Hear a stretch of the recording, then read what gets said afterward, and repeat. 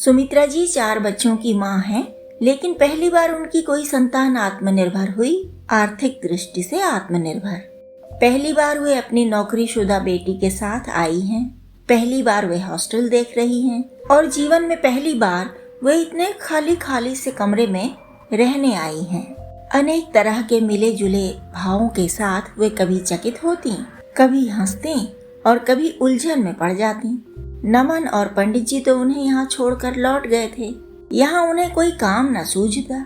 नीलम ने तो लिख पढ़कर हफ्ता आराम से काट लिया था, पर सुमित्रा जी को आरती की किताबों में कुछ पढ़ने योग्य नहीं लगा।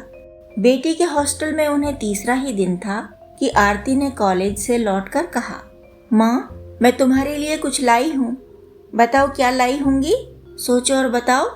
आरती के हाथ पीछे थे, लगता था कोई पैकेट थामे हुए हैं। सुमित्रा जी ने कहा, क्या ले आई? माँओं को देने के लिए साड़ियाँ ही सूझती हैं बच्चों को, पर अभी तो वेतन मिलने में देर है बेटा। आरती हंस पड़ी, साड़ी नहीं है माँ, और उसने हाथ आगे किए। सुमित्रा जी खिल उठी, पत्रिकाएं? आहा, खुश कर दिया तुमने आरती। सच में 2 दिन में ही ऊब गई थी, न करने को काम न बोलने को मनुष्य। आरती बोली, मैं समझ रही थी माँ, इसीलिए मौका ढूंढ रही थी कि पत्रिकाओं की दुकान तक जा पाऊं। अब तुम 4 दिन जमकर पढ़ती रहो, जैसे अपने स्कूल के दिनों में पढ़ा करती थी, फिर तुम्हें गृहस्थी में खटना ही है आगे। सचमुच सुमित्रा जी को 4 दिन बीत जाने का पता ही नहीं चला। शनिवार को नमन उन्हें लेने आया। संकोचवश उन्होंने वे पत्रिकाएं अपने बैग में नहीं रखी।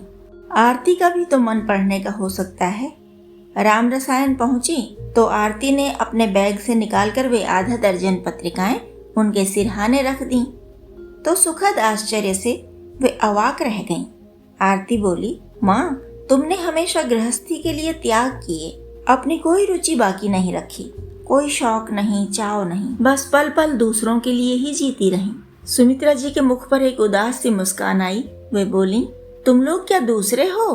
अपने परिवार का हित सभी सोचते हैं, सभी करते हैं। मेरी 3 बेटियां हैं तो खुले हाथ नहीं रख सकती थी, लेकिन कभी कोई कमी भी तो नहीं रही बेटा। आरती ने उनका मुखड़ा सहलाते हुए कहा, यह तुम्हारी उदार दृष्टि है माँ, जो तुम इस तरह से देख रही हो।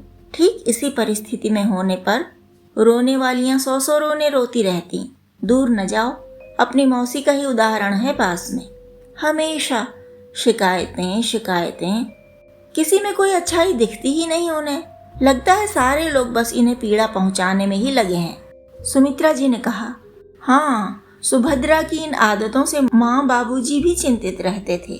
वे तो कहा करते थे, जाने कैसे रहेगी खाएगी ससुराल में।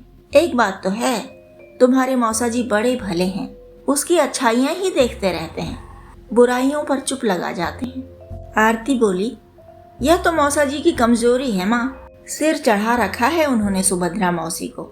ठीक है, अपने परिवार से प्यार करती भी हैं, जरूरत पड़ने पर रात भर जगकर सेवा भी कर लेती हैं, दिन भर रसोई में भी खपा लेती हैं, लेकिन अपने मन का इतना चलाती हैं कि सब रो देते हैं। सबको रुलाकर फिर अपना रोना धोना चालू कर देती हैं कि मेरी कोई सुनता ही नहीं, मानता ही नहीं, मुझे तो मर जाना चाहिए।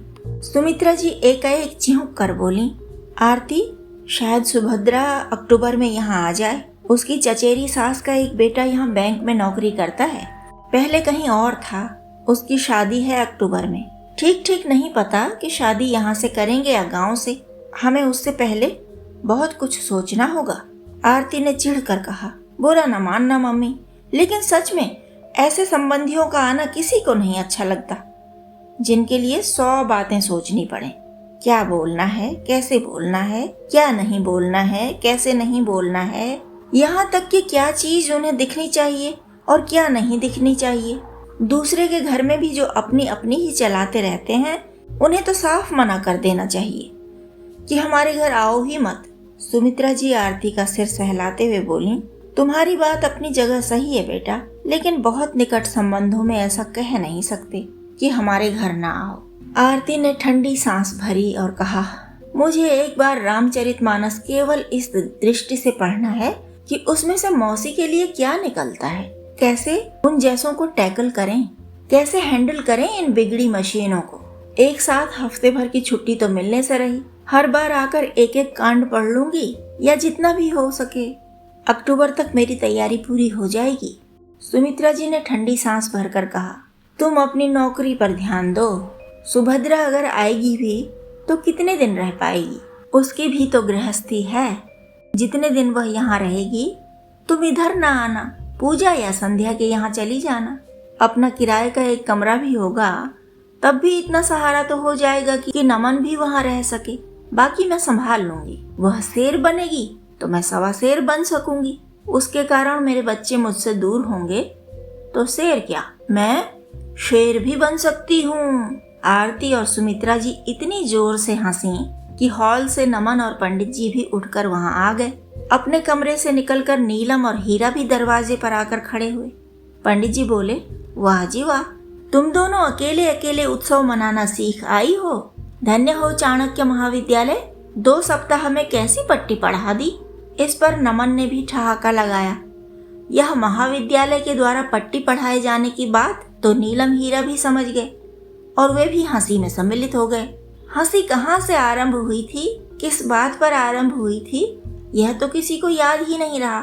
सब अपने नए नए सुने हुए चुटकुले सुनाने लगे। हंसते हंसते किसी का पेट दुखने लगा तो किसी का गला।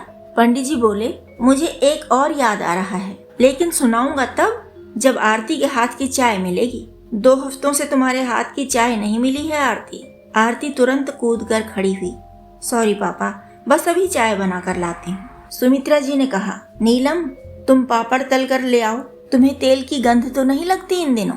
नीलम लाज से सिर झुकाकर बोली, ना माँ जी नहीं लगती, लाती हूँ पापड़ तल के। हीरा बोला, मैं तब तक छत से कपड़े उतार लाऊं, 4 घंटे पहले सुखाने डाले थे। जब तक चाय पापड़ और कपड़े कमरे में आए तब तक पंडित जी ने सुमित्रा जी को बता दिया था कि उन्होंने आरती के लिए वर खोज आरंभ कर दी है। सुमित्रा जी का मन खिल गया था और वे चाय पापड़ का आनंद लेते हुए पंडित जी से बाकी बचा चुटकुला सुनाने के लिए कहने लगी।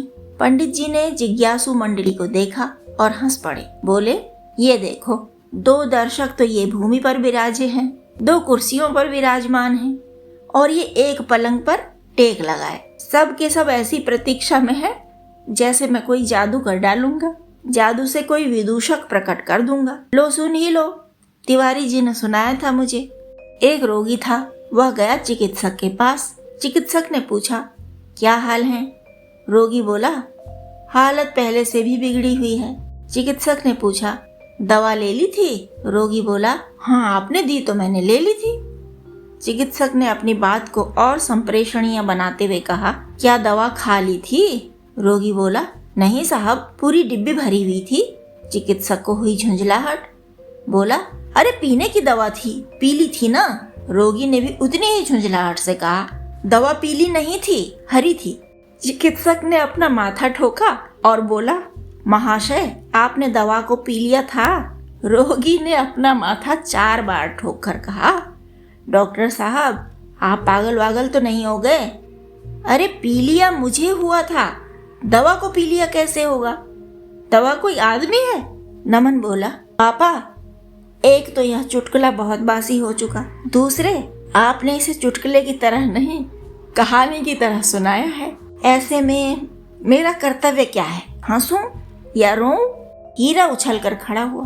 कैसी बात करते हैं भैया जी, रोएं आपके दुश्मन। बासी तो खाना होता है, चुटकुला कैसे बासी हो जाएगा? यह तो ऐसी ही बात हो गई जैसे वो रोगी और उनके वैद्य ने बात की थी। खाली नहीं भरी, पीली नहीं हरी, ले ली तो दे दी। वैसे हमने तो पहली बार ही सुना है। पंडित जी मंद मंद मुस्कुराते इस संवाद का आनंद ले रहे थे। बोले, सबकी बात अपने अपने स्थान पर सही है। मुझे चुटकुले सुनने की आदत नहीं, हीरा को फुर्सत नहीं, और नमन ये तो विशेषज्ञ हैं। इन्हें यानी नमन जी को आज के शास्त्रार्थ का विजेता घोषित किया जाए। इस बात पर सब इतना हंसे कि चुटकुलों की सेना भी इतना न हंसा सके। कहानी पसंद आई हो तो लाइक करें, सब्सक्राइब करें और दोस्तों के साथ शेयर करें। और हाँ, कमेंट करना और नोटिफिकेशन बेल दबाना ना भूलें।